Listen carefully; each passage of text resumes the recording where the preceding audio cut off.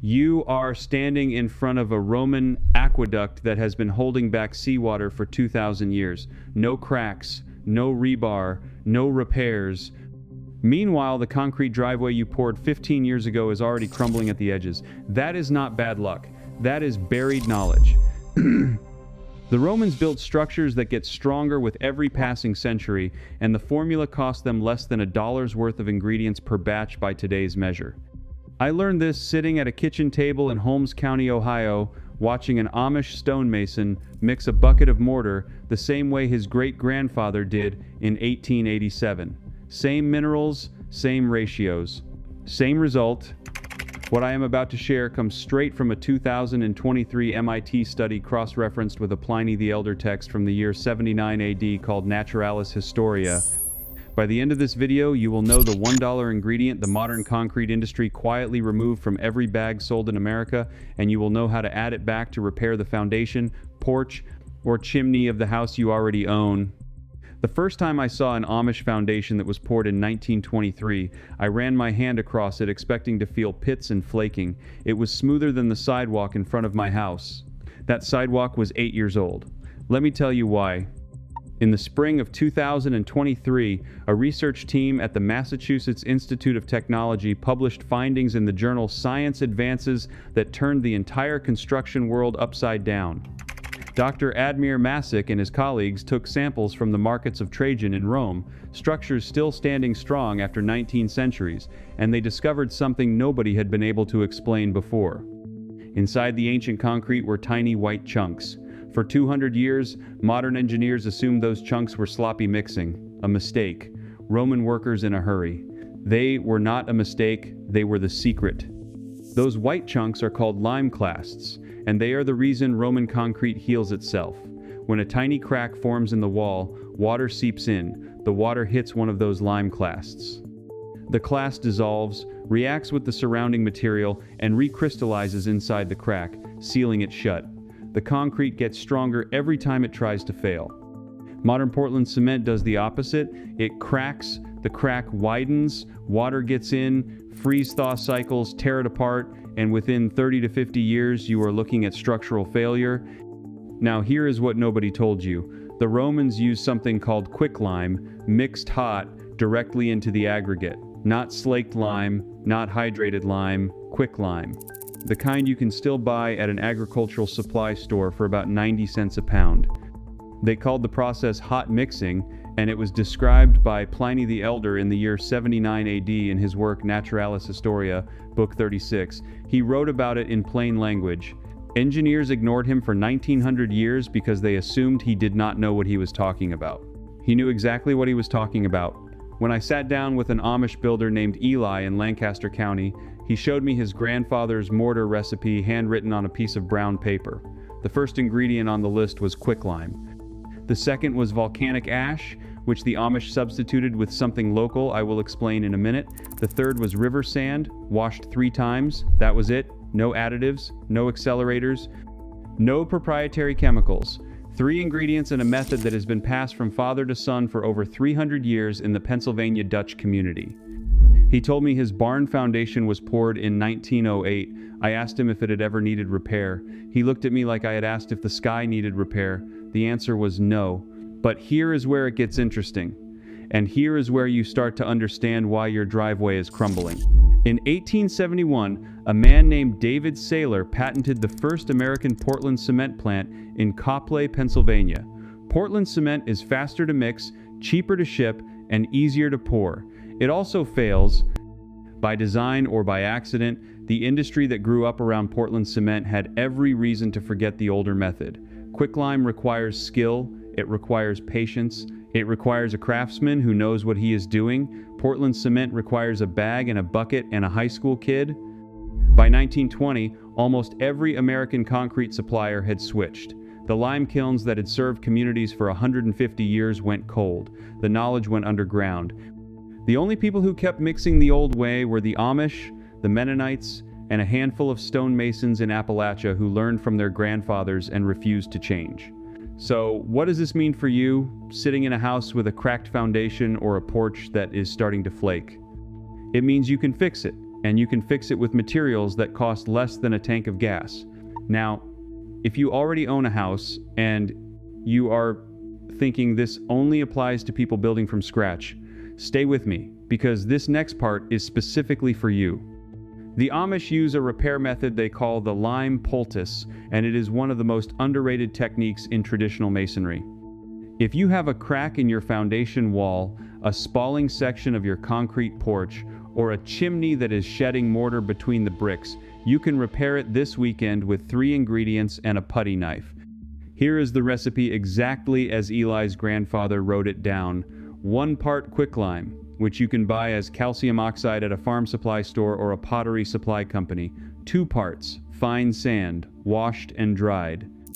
1 part wood ash from a hardwood fire, sifted through a window screen. You mix the dry ingredients first, then you add water slowly, and I mean slowly because quicklime reacts violently with water and gives off real heat. You stir until it looks like thick cake frosting. You press it into the crack with a putty knife. You mist it with water twice a day for 3 days.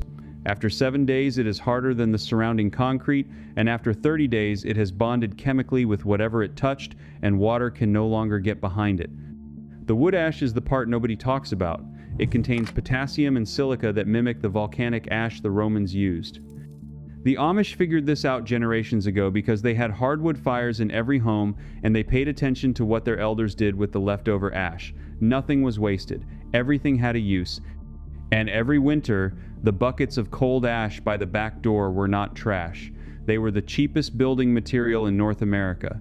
Before I tell you the final piece, the one that ties everything together and makes the repair last for centuries rather than decades, I want to tell you about something that exists for the kind of person who watches a video like this and thinks, I want everything. There is a complete archive called the Complete Field Vault, 3 volumes covering not just this concrete formula, but every suppressed Amish home system. I have spent years documenting the heating, the cooling, the pantry, the pest control, the off-grid water.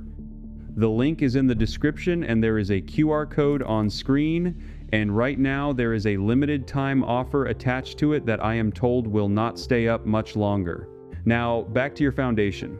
The reason the lime poultice works on existing homes is because of something called carbonation. Quicklime, when exposed to air and moisture, slowly absorbs carbon dioxide from the atmosphere and converts back into limestone. The exact same limestone the Romans quarried from the hills outside of Pozzuoli. Your repair literally turns into rock, not a synthetic material, not a polymer, stone. And stone, properly made, does not fail. This is why the foundations of Amish barns from the 1800s look identical to the day they were poured. This is why old stone churches in Pennsylvania still have crisp mortar lines after 200 years. This is why the Pantheon in Rome, with its 142-foot unreinforced concrete dome, has stood since the year 126 AD without a single major repair. It is the same chemistry, it is the same physics, it is the same patient, quiet method that requires you to wait a week instead of an hour. But here's the part that should make you angry, because once you understand it, you cannot unsee it. In 1956, the Federal Highway Program standardized Portland cement as the official material for almost every public infrastructure project in the United States: bridges, overpasses, sidewalks, foundations. The American Concrete Institute, which writes the standards most engineers follow, was funded in large part by the same companies that manufactured Portland cement.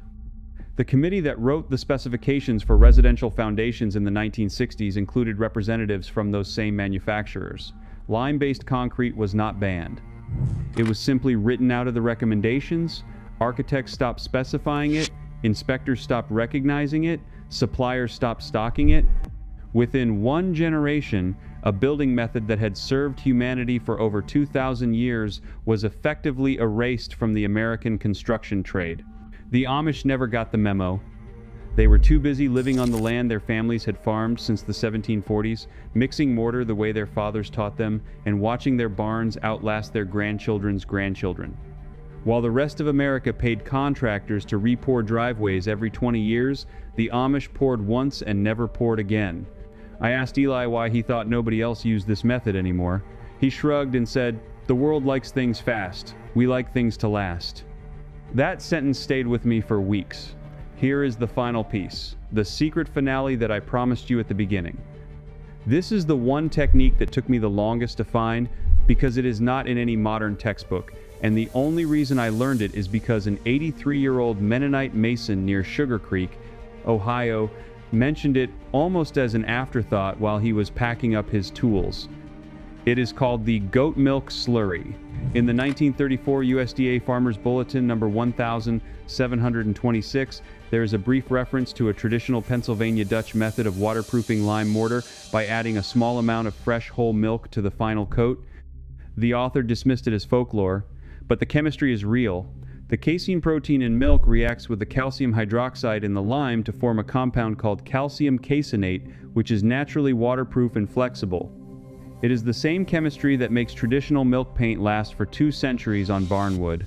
The mason told me his grandfather always finished a foundation repair with a thin slurry of 1 part fresh whole milk, 2 parts water, and a tablespoon of lime powder, brushed on with a paintbrush after the patch had cured for 7 days. He said it sealed the repair against moisture for the rest of the building's life. He said he had never seen one fail. I went home and tried it on a section of my back porch where the concrete had been spalling for years. I made the lime poultice. I waited a week. I brushed on the milk slurry. That porch has been through 3 Pennsylvania winters since then. It has not cracked. It has not flaked. It looks better today than the day I finished it. $1 of quicklime, a handful of wood ash from the fireplace, a splash of milk from the carton in your refrigerator. That is the formula the Romans used. That is the formula the Amish kept. That is the formula the concrete industry buried under 70 years of marketing. You did not lose this knowledge. It was taken from you, and now you have it back. If you are the kind of person who believes that the old ways were not primitive but precise, that real craftsmanship was traded for cheap convenience, and that the people who knew how to build things that lasted were quietly pushed aside so somebody else could sell you the same repair twice, you already know what to do next. Tell me in the comments which part of your house you are going to repair first with the lime poultice. Be specific: foundation, porch, chimney, or steps. I read every comment, and I want to know where you are starting, because the people in this community learn from each other as much as they learn from me. Subscribe if you want to keep recovering what was taken. This is not a channel. It is a quiet movement of people putting the old knowledge back where it belongs. Next week, I am going to show you the Amish method for keeping a root cellar at exactly 52 degrees year-round without electricity, using a single material you can find in any hardware store for under $20. You will not believe how simple it is, and once you see it, you will wonder why nobody ever told you. I will see you then. Before you close this video and go looking for a bag of quicklime, I want to give you the parts of this story that did not fit into the main telling, because the deeper you go into the history of Roman concrete, the more you realize that what we lost is not just a recipe, it is an entire way of thinking about how a building is supposed to behave over time. Let me take you back to the year 79 AD. Mount Vesuvius erupts. Pompeii and Herculaneum are buried under 20 feet of ash and pumice. Now, here is the part nobody tells you. When archaeologists began excavating Herculaneum in the 1700s, they found Roman concrete walls that had been sealed underground for almost 17 centuries, exposed to volcanic gases, groundwater, and the constant chemical pressure of buried earth. Those walls were harder than the day they were poured. Not crumbling, not soft, harder. The lime had continued reacting with the volcanic ash around it for 1,690 years, and the concrete had become, by every measurement we have, stronger than modern reinforced concrete poured last Tuesday. Think about that for a moment. A material that gets stronger the longer you leave it alone. A material that treats time as a friend instead of an enemy. Modern Portland cement does the opposite. It reaches its peak strength at about 28 days, and from that moment forward, every single day is a small loss. Microcracks form, water seeps in. Steel rebar inside the slab begins to rust, and when steel rusts, it expands to 7 times its original volume, which means the concrete around it cracks from the inside out. This is why your driveway has hairline cracks within 5 years. This is why bridges built in the 1960s are being torn down in the 2020s. The clock starts ticking the moment the pour cures.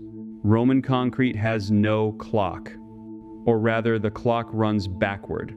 The man who finally cracked the chemistry of this, and I want to give him his name because he deserves it, is Admir Masick. He is a materials scientist at the Massachusetts Institute of Technology, and in 2023, he and his team published a paper in the journal Science Advances that finally explained what those little white chunks inside Roman concrete actually are. For almost a century, archaeologists had assumed those small, bright lumps embedded throughout Roman walls were just sloppy mixing, poor quality control. A sign that even the Romans had bad days at the construction site. Masick looked closer. He used electron microscopy and spectroscopy, instruments the Romans obviously did not have, and he discovered that those little white lumps were not mistakes, they were the entire point. The Romans had been mixing their lime hot, not slaked lime, which is the safe, predictable, room temperature version that modern masons use. They were using quicklime directly, the raw calcium oxide that hisses and steams when it touches water. They were mixing it in while it was still chemically active, still hungry, still reactive. And those little white lumps, which Masick calls lime clasts, are tiny reservoirs of unreacted calcium that sit inside the concrete like seeds, waiting. Waiting for what? Waiting for a crack to form.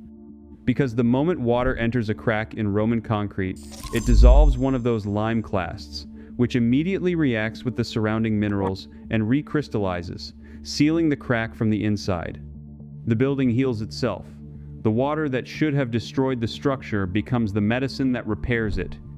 Masick tested this in his lab. He made 2 batches of concrete, one with the modern slaked lime method, one with the Roman hot mix method. He cracked both samples and let water flow through them. The modern sample failed within days. The Roman sample sealed itself in 2 weeks and was watertight again. 2 weeks, no human intervention, no repair crew, no epoxy injection. Just chemistry doing what chemistry has done for 2,000 years. If you let it, now I want you to hold that fact in your mind because I am about to tell you something that will make you angry. This research was published in 2023, the chemistry was proven, the method was documented, and do you know what the concrete industry did in response? Nothing. No major manufacturer changed their product line, no building code was updated, no mainstream construction company began offering self-healing Roman-style concrete to homeowners. Why? Because a slab that lasts 2,000 years is a slab that you only buy once. And a foundation that heals itself is a foundation that does not need a repair contractor. The economics of self-healing material are catastrophic for an industry built on planned replacement. This is the part of the story that connects Rome to the Amish to your back porch. It is not just that the knowledge was forgotten, it is that the knowledge was inconvenient. Inconvenient knowledge has a way of disappearing, and the people who hold it have a way of being labeled quaint, old-fashioned, or out of step with progress. The Amish were called backward for using lime mortar in their barn foundations. Today, those same foundations are being studied by engineers from Penn State and Cornell because they are outperforming everything built next to them in the last 50 years. Let me give you some more numbers, because I want you to feel the weight of what we are talking about. The Pantheon in Rome has a dome that spans 142 feet across. It was completed in the year 128 AD under the Emperor Hadrian. It is, to this day, the largest unreinforced concrete dome in the world. No steel inside it, no rebar, no carbon fiber, just Roman concrete poured 1900 years ago, holding up a dome that weighs 5,000 tons. The oculus at the top is 27 feet across and open to the sky. Rain falls into the Pantheon. Snow falls into the Pantheon. Tourists have walked across that floor for almost 2 millennia, and the dome has never been repaired. Not once. Not in 1900 years. Now, compare that to the Silver Bridge over the Ohio River, which collapsed in 1967 and killed 46 people because the steel reinforcement corroded inside the concrete. Compare it to the Morandi Bridge in Genoa, Italy, which collapsed in 2018 and killed 43 people for the same reason. Compare it to the Champlain Towers South in Surfside, Florida, which collapsed in 2021 and killed 98 people because the reinforced concrete in the basement had been slowly degrading from saltwater intrusion for 40 years. Every single one of those failures involved modern concrete with steel reinforcement. Every single one. The Pantheon with no steel and no modern engineering is still standing. Still perfect. I am not telling you this to make you afraid of every building you walk into.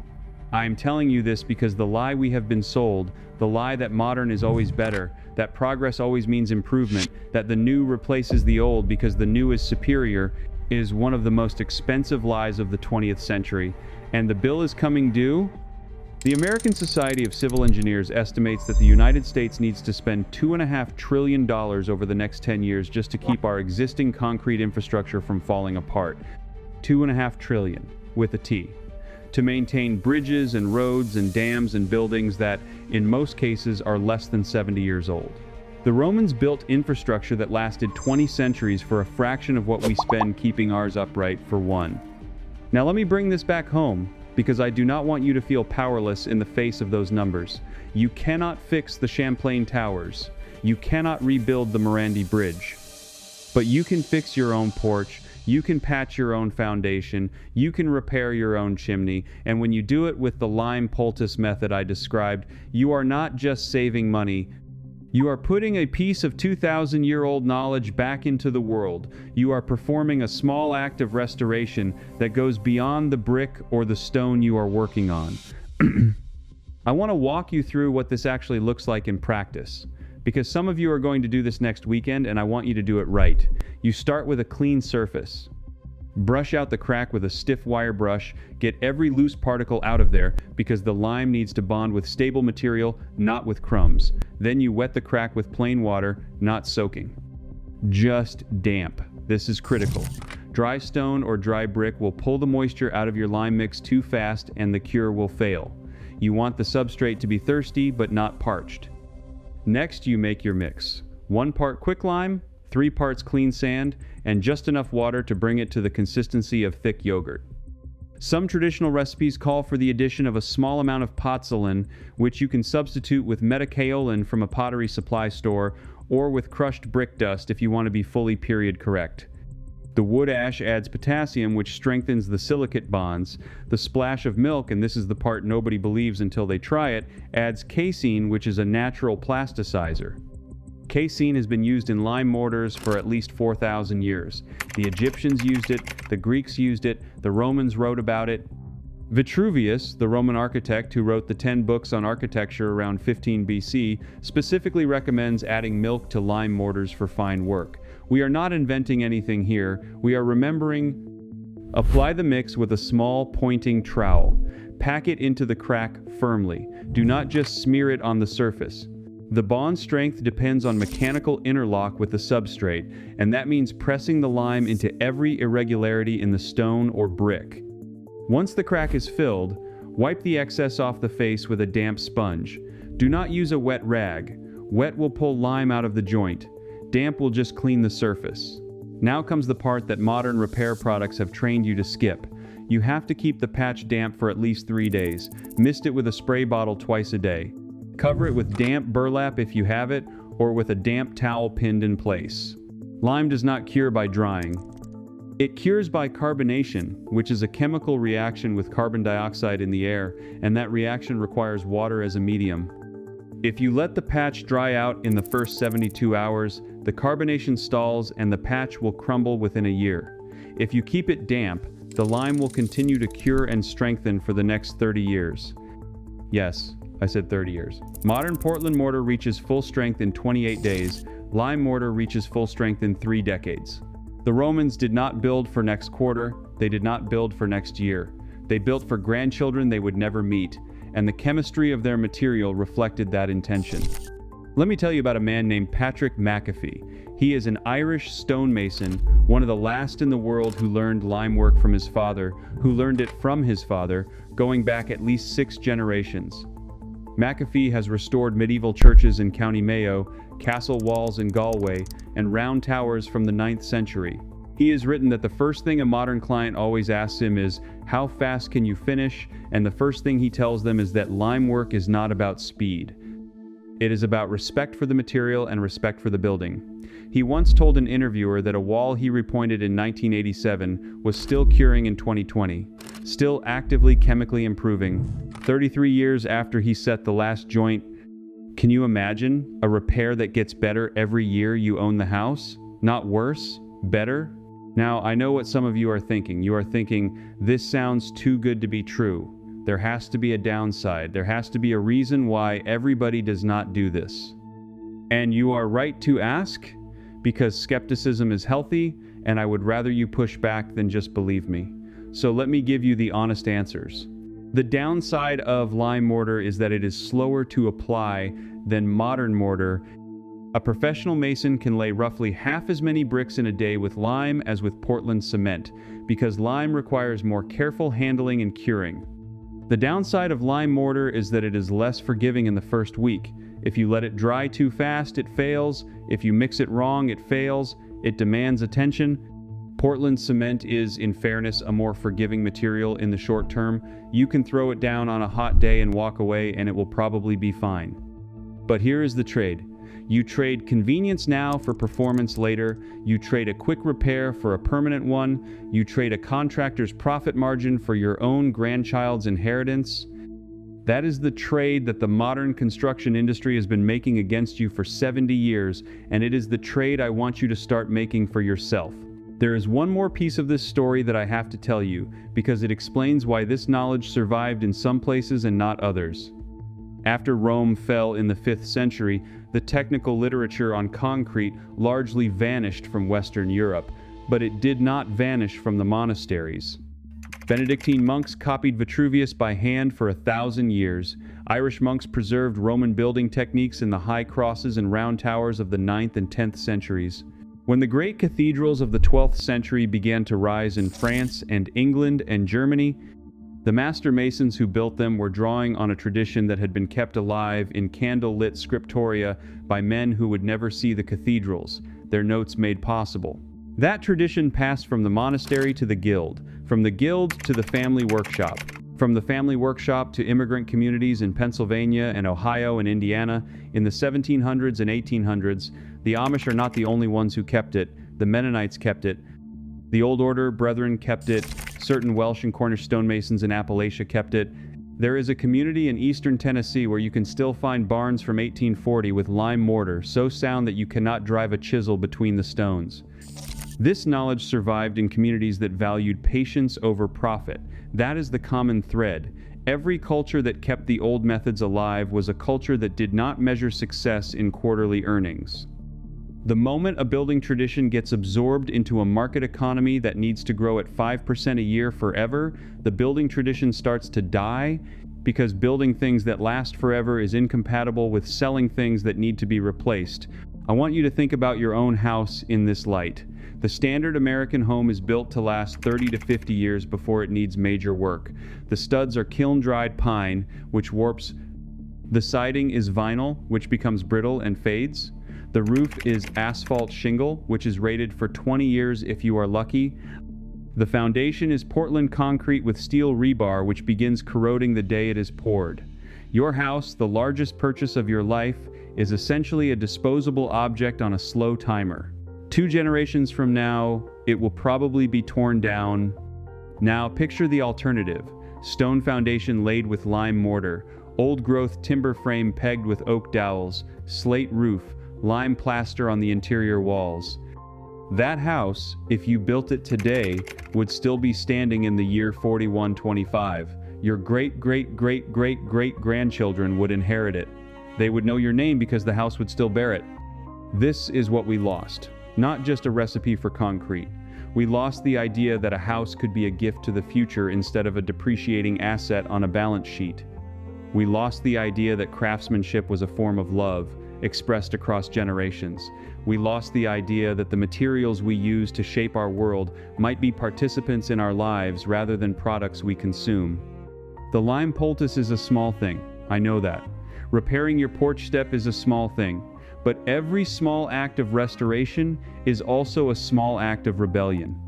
Every time you choose the slower, older, more patient method, you are voting against the disposable economy with your hands. You are saying, I am going to build something that outlives me. I am going to leave the world a little more durable than I found it. That is what the Romans were doing when they built the Pantheon. That is what the Amish are doing when they lay a barn foundation. That is what you are doing when you mix that small bowl of quicklime and ash and milk on a Saturday morning and press it into the crack in your chimney with your own hands. You are joining a chain of people that goes back 2,000 years and, if we are very lucky and very patient, will continue for 2,000 more. So when you go to the hardware store next week and you ask for that small jar of quicklime and the kid behind the counter looks at you funny and asks what you need it for, you can smile and tell him the truth. Tell him you are fixing something the right way for once. Tell him you are using the recipe that built the Pantheon. Tell him you are putting the old knowledge back where it belongs. And when you stand in front of that repair 5 years from now, and you run your hand across the patch and feel that it is harder than the stone around it, harder than it was the day you applied it, still chemically alive, still bonding, still becoming, you will understand something that the concrete industry has spent 70 years trying to make you forget. The old ways were not primitive, they were precise, they were patient, they were generous to a future that the people who used them would never live to see. And now, in your own small way, on your own small porch, with your own 2 hands, you are being generous too.